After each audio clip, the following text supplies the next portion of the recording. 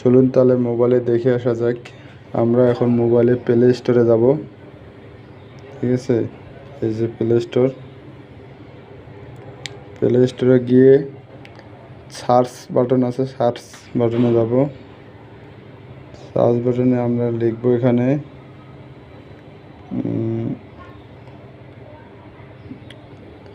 Google phone call. Google, এখানে আসছে আমাদের গুগল ফোন কল। তারপর এখানে আমরা যে দেখতে পাচ্ছি কন্ট্যাক্টস, এই কন্ট্যাক্টসে এখানে চাপ দেব।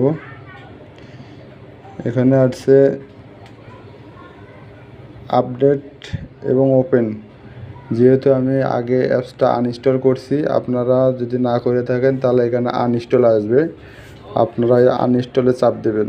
এখানে আপডেটের এই জায়গায় আনইনস্টল আসবে, আনইনস্টলের এই জায়গায় চাপ দেবেন।